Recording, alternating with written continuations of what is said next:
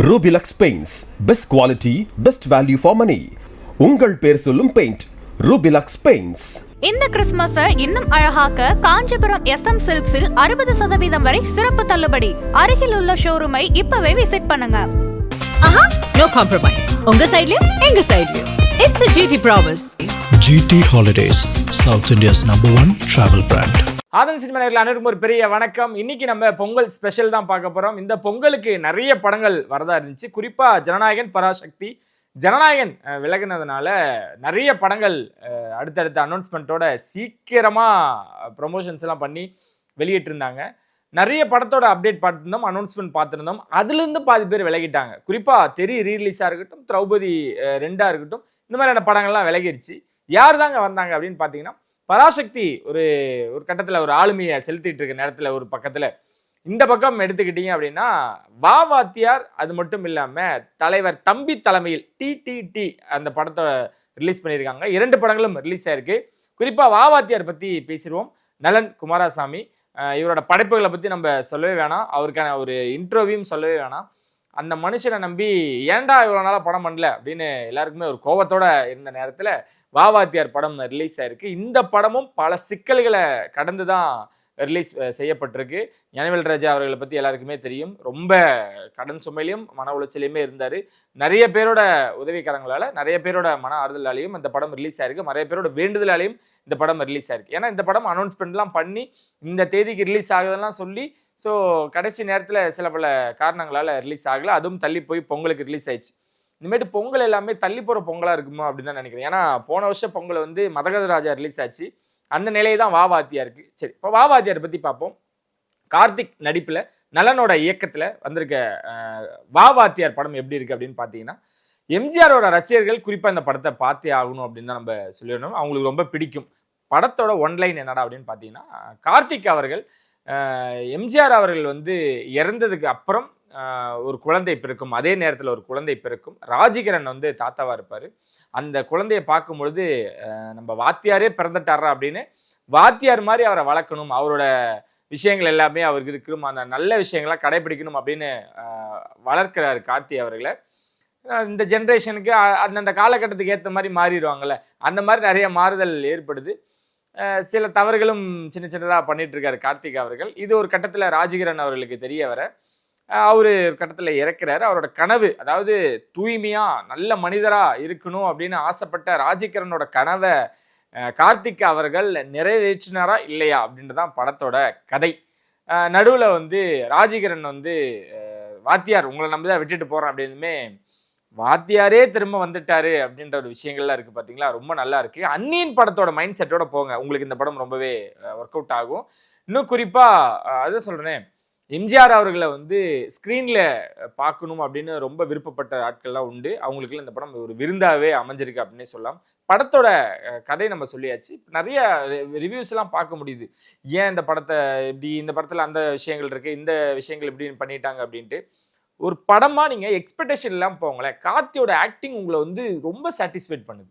அதுவும் குறிப்பா எம்ஜிஆர் அவர்கள் மாதிரி அவரு மற்றவர்கள்லாம் ட்ரை பண்ணுவாங்க. இன்னும் சொல்லணும்னா கோட் படத்துலேயே எடுத்துக்கங்களேன், கேப்டன் மாதிரி ஒரு விஷயம் ட்ரை பண்ணாங்க. சின்ன டியூரேஷனில் வந்தது தான், லைட்டாக ஒர்க் அவுட் ஆச்சு. சில பேருக்கு அது சாட்டிஸ்ஃபைட் ஆகலை. இன்னொரு இடத்துல கேப்டன் அவர்களே ஏஐ மூலியமாலாம் கொண்டு வந்திருந்தாங்க. அந்த மாதிரியான சின்ன சின்ன விஷயங்கள் ட்ரை பண்ணியிருப்பாங்களே. இந்த படத்துல ஆனந்த்ராஜ் அவர்கள் எம்ஜிஆரோட ரசிகனா வெறியரா நடிச்சிருப்பாரு. அவருக்கு வசனம் இல்லை அப்படின்னாலுமே கூட ஒரு நடிப்பு திறமையால, ஒரு எக்ஸ்பிரஷனால அவர் ஆனந்த்ராஜ் பின்னிட்டார். அதை தாண்டி கார்த்திக் பண்ணணும். ஏன்னா சத்யராஜ் சார் இருக்காரு, ஆனந்த்ராஜ் சார் எம்ஜிஆர் அவர்கள்லாம் பார்த்து வளர்ந்தவர். இவங்களெல்லாம் மீறி கார்த்திக் எப்படி பண்ணுவார்ன்றப்போ அவரை தன்னை கார்த்தியாவும் காட்டிக்கணும், வாத்தியாராவும் காட்டிக்கணுன்ற பொழுது சூப்பரா பண்ணியிருக்காருங்க. அது ஒரு சீன் ஒன்று இருக்கும். படத்தோட கதைக்களத்தெல்லாம் விட்டுருங்க, இது விமர்சனத்தில் விட்டுருங்க. அவரோட ஆக்டிங்கை பார்க்கும்போது ஒரு சீனில் விக்ரம் சார் பண்ணுவார்ல, அன்னீனாவும் மாறுவார், அம்பியாவும் மாறுவார், ரெமோவாவும் மாறுவார். அந்த மாதிரி ஒரு ஆக்டிங்கை கொடுத்துருக்காரு. அதெல்லாம் நல்லா இருக்கு. கார்த்திக்கோட ஆக்டிங் சூப்பராக இருக்கு. எனக்கு தெரிஞ்சு இந்த படத்தை த்ரோட்டை கொண்டு போகிறது கார்த்திக் அவர்கள் தான். ஸோ அதெல்லாம் ரொம்ப அழகாகவே இருந்துச்சு.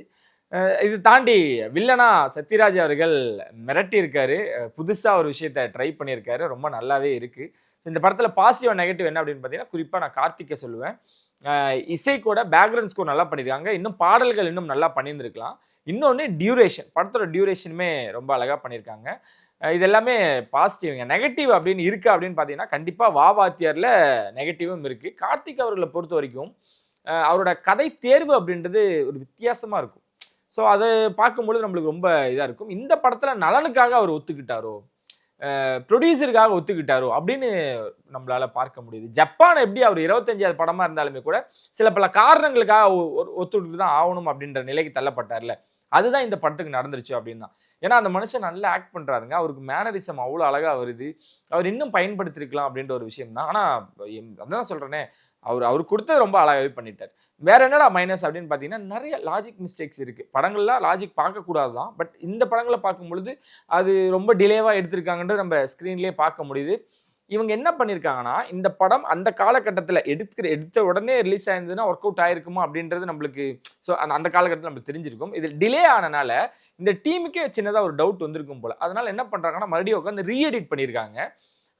சில விஷயங்கள்லாம் இப்போ நம்ம இங்கேருந்து நடந்து வெளியே போகிறதுன்னு ஒரு விஷயம் இருக்குது. நடந்து வரப்போ அவங்க என்ன பேசினாங்கன்னு ஒரு விஷயம் இருக்குது. இவங்க என்ன பண்ணுறாங்கன்னா, இல்லை அந்த காலகட்டத்தில் பேசின விஷயங்கள், அதனால் இப்போ நம்ம ட்ரிம் பண்ணலாம் அப்படின்ட்டு இங்கே எந்திரிக்கிறதும் நேராக அந்த ஷாட் காட்டுறதும் அந்த மாதிரியான விஷயங்கள் பண்ணியிருக்காங்க. அந்த எடிட்டில் நிறைய விஷயங்களை தூக்கியிருக்காங்க. பாடல்கள் தூக்கியிருக்காங்க, நல்ல விஷயம்தான். அது என்னன்னா, இன்னொரு சில பாடல்லாம் இருக்குது, அதையும் ட்ரிம் பண்ணியிருந்துருக்கலாம்.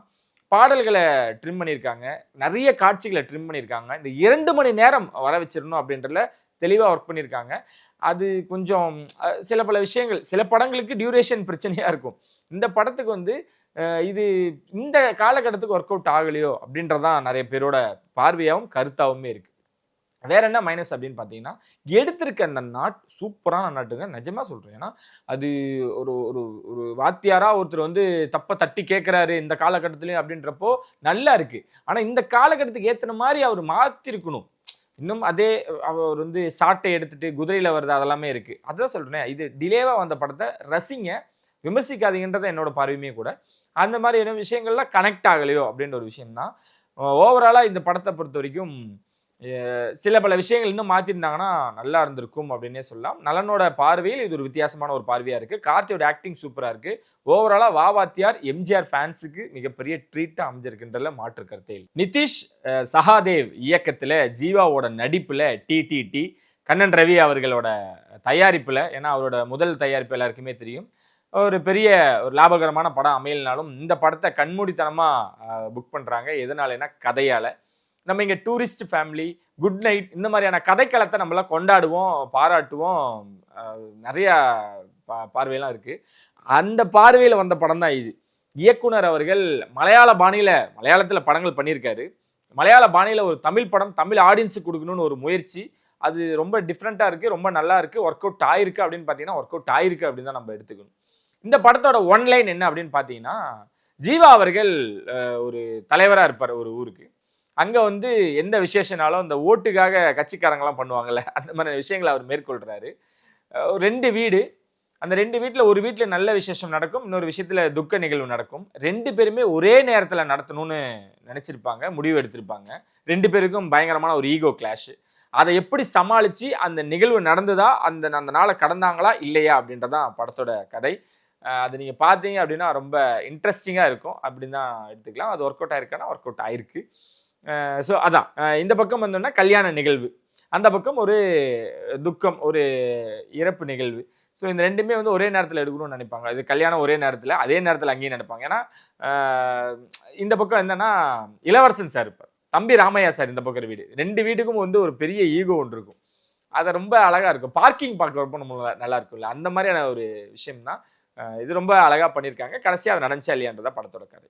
ஸோ இந்த படத்தோட கேஸ்ட் அண்ட் க்ரூ பார்த்தோம் அப்படின்னா, ஜீவா அவர்கள், எனக்கு தெரிஞ்சு ஜீவா கலகலப்பு, எஸ்எம்எஸ் இந்த மாதிரியான வரிசையில் அவரோட குட் புக்ஸில் வந்து அடங்கியிருக்கும்ல சில படங்கள், என்றென்றும் புன்னகை, இந்த மாதிரி அவருக்கு குட் புக்ஸில் இருக்கக்கூடிய டாப் லிஸ்ட்டில் டிடிடி இருந்துரும்னு நினைக்கிறேங்க. ஏன்னா அவர் ரொம்ப இயல்பாக இருக்காரு. அவருக்கு ஒரு ஊரில் ஒரு தலைவர் இருந்தால் எப்படி இருப்பார், அந்த ஏஜில் அந்த கேட்டகரியில். ஏன்னா பெரிய ஆட்கள்லாம் இப்போல்லாம் இருப்பாங்க, ஒரு பஞ்சாயத்து தலைவராகவோ அதெல்லாம் இருக்கும் பொழுது பெரிய ஏஜில் இருப்பாங்க. ஆனால் யங்ஸ்டராக ஒரு விஷயத்தை ஹேண்டில் பண்ணுற விதம்னு ஒன்று இருக்குல்ல, இதில் எனக்கு ஜீவா நடித்த மாதிரி எனக்கு தெரியல.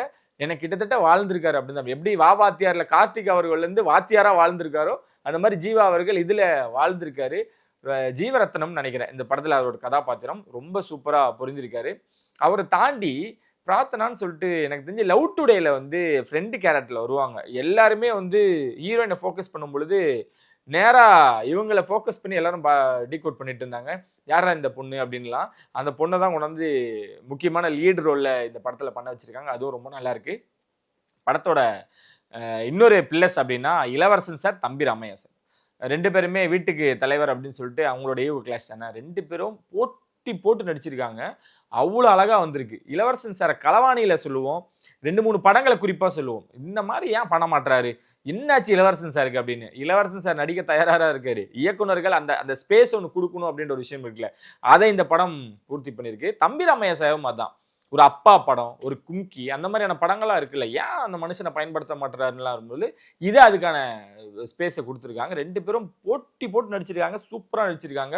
ஒரு பிணமா ஒரு தாத்தா நடிச்சிருப்பாரு. அவர் ஆரம்பத்தில் பண்ணக்கூடிய 2 விஷயங்கள்லாம் இருக்கும், அதெல்லாம் ரொம்ப கிளாப்ஸ் அள்ளி இருக்கு. ஸோ நல்லா இருக்கு. இதை தாண்டி நக்லைட்ஸ் டீம் நம்ம பசங்கள்லாம் பண்ணியிருக்காங்க. அதான் சொல்றேனே, அவங்களாம் வந்து நக்லைட்ஸ்லேயே வந்து நடிச்ச மாதிரி இருக்காது. அவங்களாம் நம்ம வீட்டு பக்கத்து வீட்டு பசங்க மாதிரி இயல்பாக இருப்பாங்க. அதுதான் இந்த படத்துலையுமே பண்ணியிருக்காங்க. ரொம்ப சூப்பராக நடிச்சிருக்காங்க எல்லாருமே.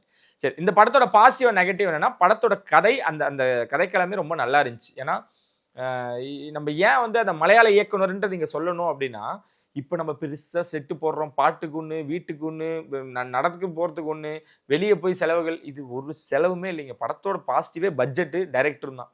இவர் என்ன பண்ணியிருக்காருன்னா, சரி எனக்கு ஊருக்கு ஒதுக்கு போகிற மாதிரி 2 வீட்டை மட்டும் கட்டி கொடுத்துருங்க, பக்கத்தில் ஒரு தண்ணி டேங்க் வச்சு கொடுத்துருங்க, எல்லா ஆர்டிஸ்டையும் அங்கேயே நான் வச்சுக்கிறேன், முழு படத்தையும் எடுத்துட்டு நான் வெளியே வரேன் அப்படின்னு அவர் சொல்லக்கூடிய விஷயங்கள் அதை சாதிச்சு காட்டியிருக்காரு. ரொம்ப கம்மி பட்ஜெட்டில், மலையாளம்ன்ட்டு இல்லை, அதனால ரொம்ப சின்ன பட்ஜெட்டில் ரொம்ப அழகாக எடுத்திருக்காரு. அந்த பேப்பர் ஒர்க்லாம் நம்ம பார்க்கும்போது தெரியுது, சின்ன சின்ன கவுண்டர்ஸ் முத கொண்டு அவ்வளோ தூரம் ஒர்க் பண்ணியிருக்காங்க. எப்படி நான் சொல்கிறேன், எக்ஸாம்பிளுக்கு ஜீவாவோட செருப்பு மேலே ஒருத்தர் நிற்பாரு, தம்பி செருப்பு மேலே நிற்காதுப்பா மண் ஒட்டிடும் அப்படின்னு. அதை நான் சொல்கிறப்போ உங்களுக்கு அது கனெக்ட் ஆகணும்னு ஒன்று இருக்குல்ல, அந்த சீனாக பார்க்கும்பொழுது நல்லாயிருக்கும். தம்பி ராமையா சார் வந்து அவங்க அப்பா இறந்ததும் ஃபீல் பண்ணிட்டு இருப்பாரு. ஜீவா பேசும்பொழுது, தம்பி நான் சின்ன வயசுலேருந்து வாழ்ந்ததெல்லாம் அதை ரிவைஸ் பண்ணிட்டு இருக்கேன், நீ கம்முன்னு பேர், இப்போ வந்து எனக்கு 9 வயசு, எங்கள் அப்பாவை நான் மிஸ் பண்ணிட்டேன், தேடிக்கிட்டு இருக்கேன். இது உங்கள் அப்பாவை தேடிட்டு இருக்கீங்களா, தேடிங்க சார். இவர் அந்த ரொம்ப கவுண்டரும் கொடுக்காம இவர் ஒரு மாதிரி ஹேண்டில் பண்ணுவார். அது ரொம்ப நல்லாவே இருக்குது. ஓவராலாக அந்த கவுண்டர்ஸ் எல்லாமே பாசிட்டிவ். கதை, வசனங்கள் எல்லாமே இந்த படத்துக்கு பாசிட்டிவாக அமைஞ்சிருக்கு. இசையும் அவருக்கு வந்து ஒரு பக்கபலமாக அமைஞ்சிருக்கு. அதான் சொல்கிறேன், இயக்குனர் ஃபுல்லாக தாங்கி கொண்டு போயிட்டாரு. நடித்த ஆட்கள் செலக்ட் பண்ணது இருக்குல்ல, தம்பி ராமையா சார், பிரார்த்தனா, அதுக்கப்புறம் இளவரசன் சார், எல்லாருமே நக்லைட்ஸ் டீமு எல்லாருமே ரொம்ப ஈஸியாக இது பண்ணியிருக்காங்க. பெரிய ஹியூமருக்குன்னு பெரிய ஆட்கள்லாம் பயன்படுத்தலை, இவங்களே எனக்கு போதும், இவங்களை வச்சு நான் விளையாடிக்கிறேன், இதை நான் பார்த்துக்கிறேன் அப்படின்னு சொல்லி எல்லாருமே தேர்வு பண்ணியிருக்க விதம் ரொம்ப நல்லாயிருக்கு. படத்தில் நெகட்டிவ் இருக்குது அப்படின்னு பார்த்தீங்கன்னா, நெகட்டிவ் நீங்கள் எல்லாம் லாஜிக்காக போய் பார்ப்பாங்களே, சரி என்ன இந்த மூஞ்சில் அதிகமாக இருந்துச்சு, இந்த மூஞ்சில் கம்மியாக இருந்துச்சு, இந்த தண்ணி டேங்க்கு அப்படின்னு பார்க்கக்கூடிய ஆட்கள் தான் நெகட்டிவ். நீங்கள் ஃபேமிலியாக போனீங்க அப்படின்னா இந்த பொங்கலை நல்லா பார்த்துட்டு வயிறார சிரிச்சு செலிப்ரேட் பண்ணிட்டு வரக்கூடிய ஒரு படமாக டிடிடி அமைஞ்சிருக்கு. நல்லா இருக்கு அப்படின்னே எடுத்துக்கலாம். ஸோ இந்த 2 படங்களுமே வந்து எம்ஜிஆர் ரசிகர்களுக்கு வாத்தியார், பொதுவான ரசிகர்களுக்கு டிடிடி. பராசக்தியோட இணைஞ்சி ரிலீஸ் ஆயிருக்கு. தேட்டரில் போய் 3 படங்களையும் பாருங்கள், சிறப்பாக கொண்டாடிக்கிட்டு வருவீங்க. இந்த படத்தை பொறுத்த வரைக்கும் எந்த படத்துக்கு ஆதரவு, இந்த படத்தில் கிளாஷ் இவர் தான் வின்னரா அப்படின்னு பார்க்கும்பொழுது அதை நிர்ணயிக்கிறது மக்கள் தான். நீங்கள் பார்த்துட்டீங்க அப்படின்னா, இந்த படத்தை பார்த்துருக்கீங்க, எந்த படத்துக்கு எக்ஸ்பெக்டேஷன் இருக்கிறதுமே கீழே கமெண்ட் செக்ஷன் கமெண்ட் பண்ணுங்கள். இன்னும் சொல்ல உங்களை சந்தி மாதிரி உங்களுக்கு எடுப்பிட்டாங்க. Bye take.